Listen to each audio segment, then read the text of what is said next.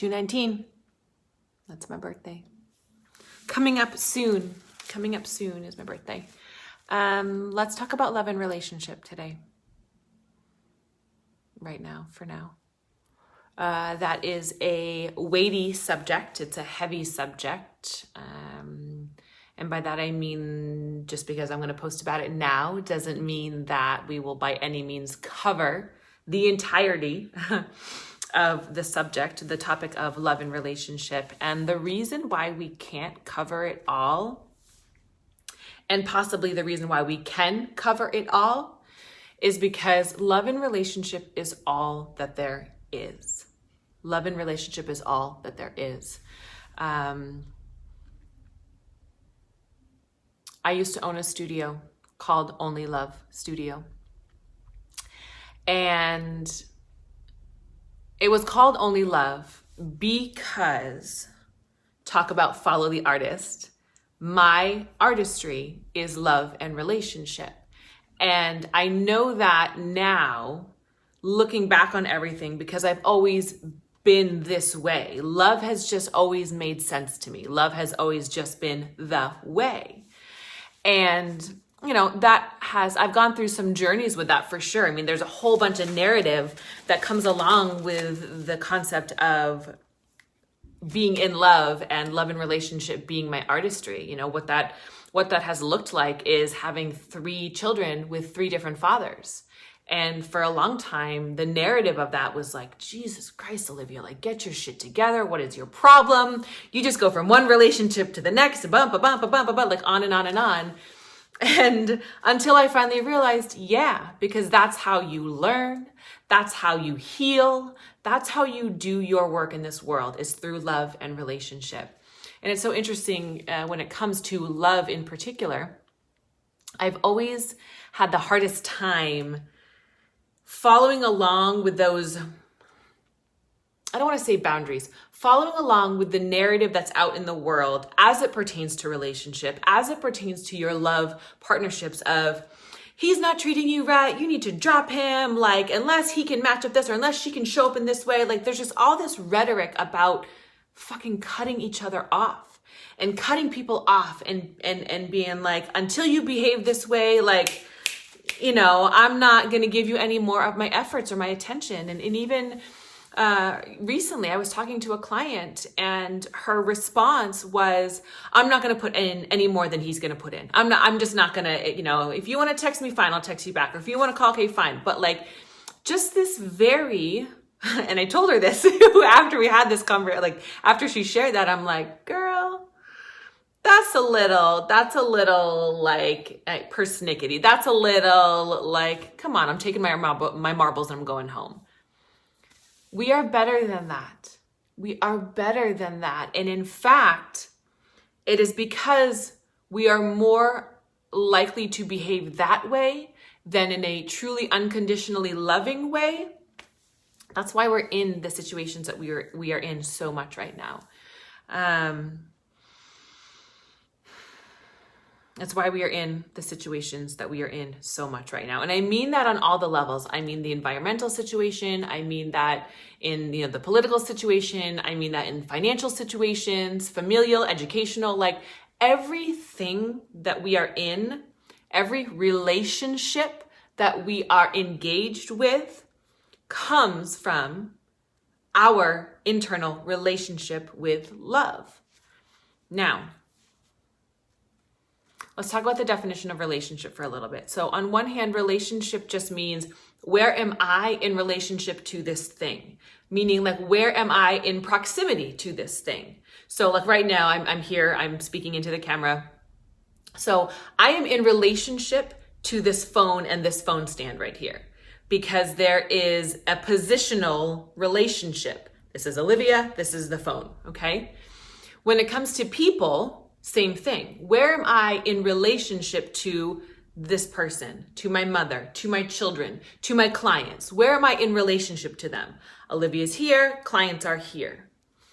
The same is true with our belief systems. The same is true with our planet. The same is true with our definitions and narratives. Where am I in relationship to my belief about how I treat the universe? Where am I in relationship to how I treat this person who just harmed me? Where am I in relationship to the belief that this person just harmed me? And the reason why I talk about proximity and position is because we can change our proximity and our position all the time. And we are the ones responsible for changing that proximity and that position. So everything boils down to relationship. How am I in relationship to my body? Because my relationship to my body creates a narrative in my head. And if the thoughts are the place from which we manifest everything, then whatever I'm thinking, I'm going to see, I'm going to make manifest in the world around me. The tricky part about it is we can't just change our mind, because in order for our mind to change in an actually aligned way that will manifest the thing that we actually want, we have to heal the internal relationship to the narrative that we have toward the thing that we are trying to change our mind about. I hope that made sense. If you have to rewind it, rewind it. But we have to change the internal narrative. We have to change our relationship to our narratives. Now, let's get into unconditional love and what that looks like and what that's about. Unconditional love does not mean that you're a doormat. Unconditional love does not mean that you just accept and allow whatever comes your way. Unconditional love doesn't necessarily mean you just turn the other cheek. I want to remind you, and I will say this repeatedly over and over and over and over again. We are the entire universe. My physical form is a microcosm, like small cosmos. My physical form is a microcosm of the entire universe. Within the entire universe, there is sunlight, moonlight, daytime, nighttime, fire, water, earth, air, electricity, storm, tidal waves. There is everything. Destruction and creation lives within the cosmos. So, if the entire cosmos has the ability to hold destruction and creation, if the entire cosmos has the ability to be daytime and nighttime at the same time, and that's really important, at the same time. Right now, I'm recording this, it's 2:27 in the afternoon. I'm in the northern hemisphere of the planet Earth. On the southern hemisphere, it's nighttime. It's the same entity, the planet Earth, different perception or experience. Therefore, my relationship to what time of day it is depends on my position. So, because I am the universe, as are you, as are every single person on this planet, that means I have the capacity to hold different positions at the same time, simultaneously. So what that means as it pertains to unconditional love is that I can love you unconditionally. I can know that you are a child of God, of Source, of the universe. I can know that you are an expression of love completely. And I can also hold you and myself accountable to the physical representations and presentations. So what that means in a really kind of blown out example is we don't not hold the child abuser accountable for their physical behaviors, but we do not energetically and emotionally crucify them as a bad, evil person for their behaviors. Everything is either an act of love or a call for love. And hurt people perpetuate and hurt other people. So anytime I am hurting someone, anytime that I am exacting some type of detrimental behavior on another person, it's because internally I am out of alignment with my original form, which is the frequency of love and universal energy. Which is why doing inner child work, which is why integrating all the fragments of ourselves is so non-negotiable and necessary. It's so non-negotiable and necessary because that's the only way we can heal those fragmented parts of us. And that's where, again, we've talked about here, there, and everywhere this concept of I am the art, I am the artist and I am the observer. I am flexing that I am the observer concept when I attend to myself as multiple aspects all held within this same physical form. Because I am, because that is true. Again, the universe has all these aspects, therefore so do I and so do you. What's amazing about human consciousness is that my internal aspects are projected outward. So you, whoever you are listening to this and watching this, you're an aspect of me. I'm an aspect of you. And so when we come across a person who we don't like, we're triggered by, someone who has quote unquote sinned against us, it is paramount that we learn how to include them energetically, emotionally, just from a place of consciousness. It's paramount that we learn how to include them, because when we can accept them and integrate that person and that aspect, that means we are allowant more so of our own internal aspects. And that's what I mean when I'm saying we can do multiple things simultaneously.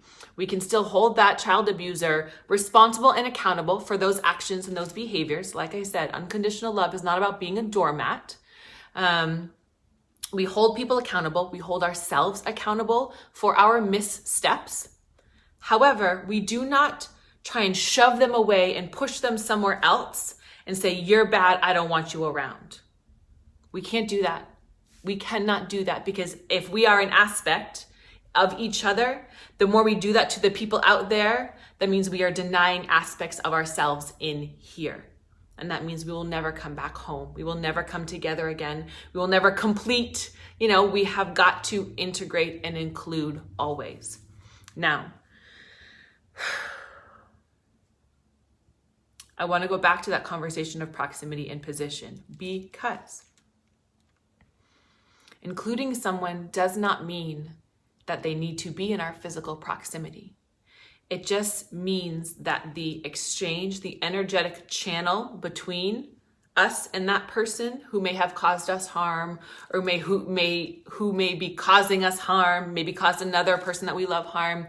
It's just that energetic channel, meaning like the thoughts that go between us and them, they have to be clean, they have to be clear, and they have to be loving.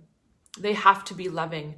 Otherwise, there's still work to do for us to get to the place of being able to hold them in a loving light.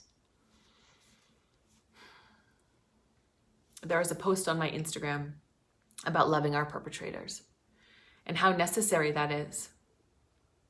Is it an easy task? No, it is not. Does it take time to heal through our wounding and our trauma and our narratives to get to that point? Yes, it absolutely does. Does that mean the end game of learning how to love our perpetrator is any less necessary?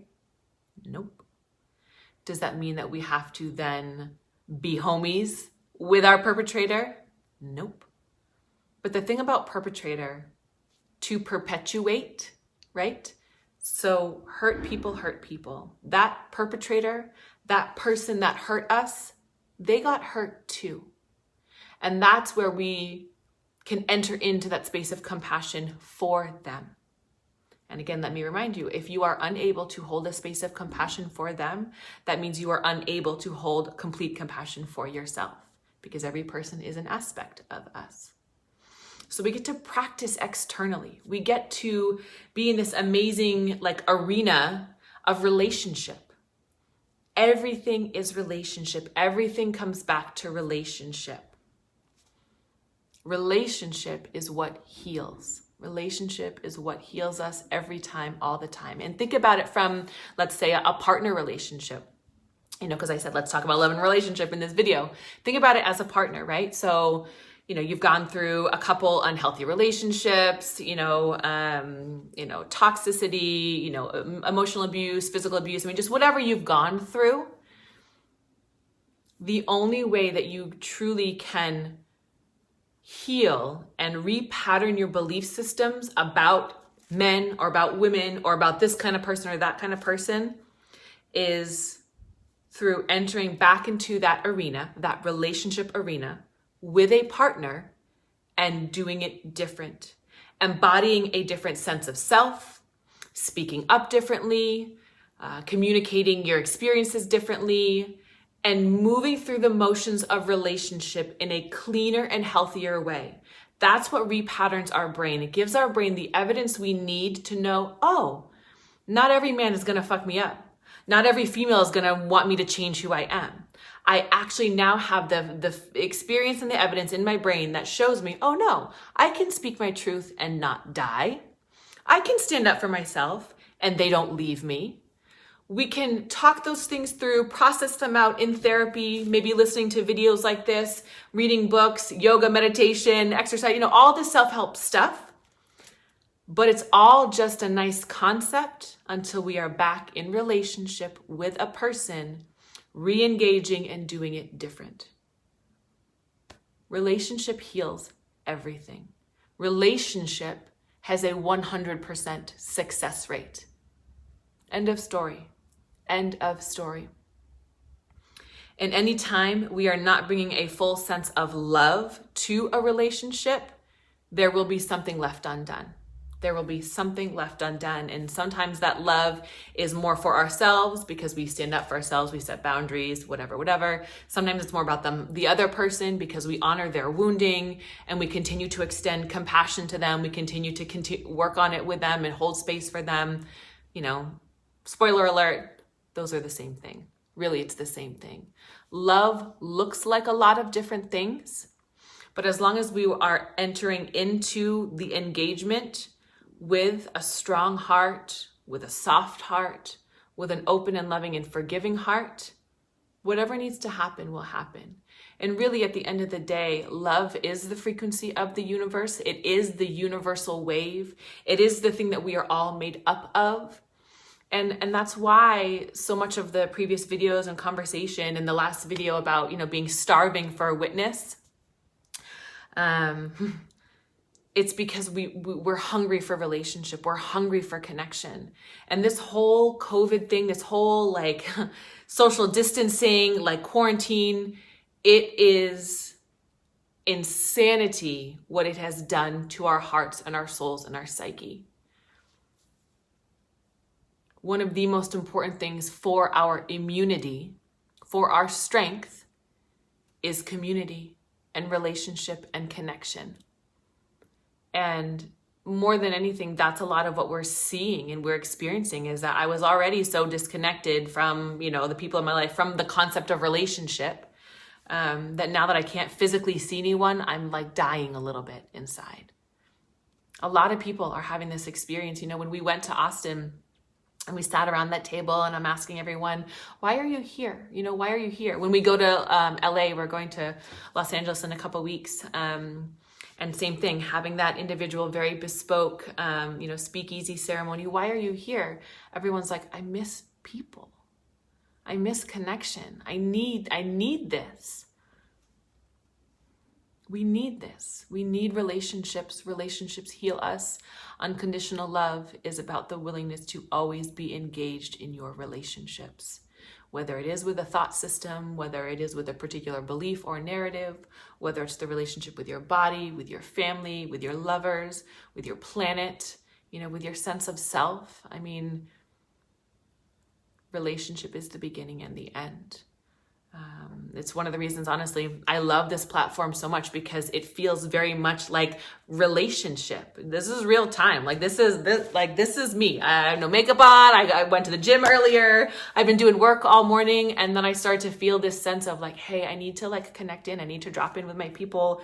I need to say hello, and I need to talk to you about love and relationship, because that is my artistry. And, anyone who has ever worked with me, you come into my home when you work with me. You know my children when you work with me. We are in relationship, because that is how I hold you, as your mother, and reparent you as your mother. That's how I cry with you and, witness you as your sister. That's how I challenge you and push back, as an oppositional force. That's how I download and embody, the wise woman, my ancestry, to give this wisdom onto you. You are in relationship with me. We are in relationship when we're working together. And We're even in a relationship when we're not directly working together, because again, we are all aspects of each other. There is only one human consciousness. There is only one collective, human frequency and wave. And, we really are doing some cleanup work right now. And so what that means is that we are all connected. Think of the butterfly effect, right? Think of like group think, it's amazing when everybody decides to opt in on something, how powerful we are. Absolutely how powerful we are. And the type of waves and frequencies that we can send out and connect in. Always when I start talking about this, do I envision a spider web? Like we are this huge connective spider web of neural networking. And when one person sort of like plucks one area, like everyone feels it. Everyone feels it. That's why when you think about someone, then they text you a little bit later, or maybe a couple days later, or you think about something and then it happens, or you have a little premonition and you don't follow it, but you're like, then it comes to fruition, like, shit, I should have listened to myself. That's because there is a non-tangible, universal frequency. We're like antennas up here. That's what this crown chakra stuff is about. It's communication. It's communication with the divine, which means the non-tangible, which means, the whole collective consciousness. And doing this work of self, healing our traumas, clearing out our wounds, really allowing ourselves to embody our God consciousness and to embody our awareness of our relationship with everything, it makes that communication stronger. And that's really what it comes down to. That's what I mean when I say, I'm an oracle, I'm a clairvoyant, I'm a clear channel, medium, whatever the fuck you want to call it. It's because I have cleared out my frequency. I have cleaned out, and I constantly tend to my energetic existence so I can constantly hear everything. Dream work. People are like communicating with me. I'm tuning into people. It's like, that's why you don't need to be in my physical proximity for us to work together, because I can feel you, because our physical existence is not our only existence. In fact, it's really only one small part of it, but we have all decided that it is the most important thing. And so we're super stuck on it. It's not the only thing that's available to us. It is not the only thing that's available to us. And while I absolutely honor and allow your complete free will and choice, what I will tell you is this.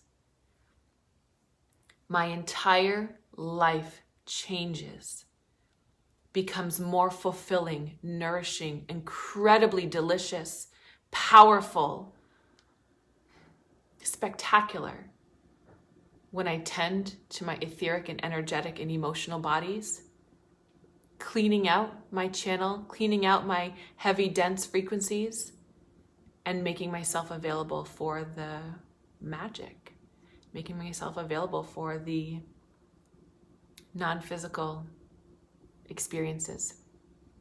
And in actuality, attending to that and being available to the non-physical experiences makes me more present to my physical experiences, makes me more present in my human form.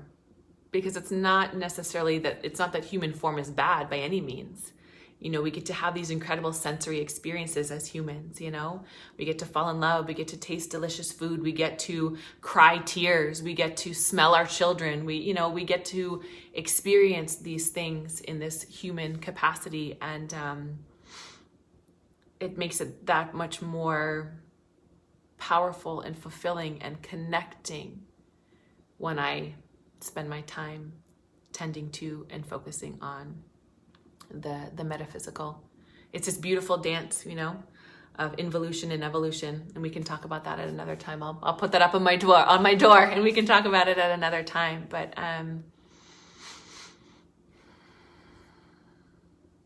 we have the capacity to be all things. We have the capacity to be, the slow, dense frequency of the physical.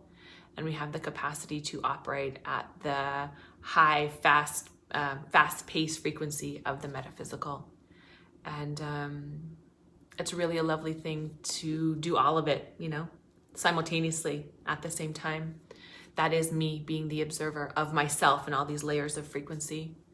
Being the art is the thing that wants to come out and be made manifest. So being the artist is being the vessel for that.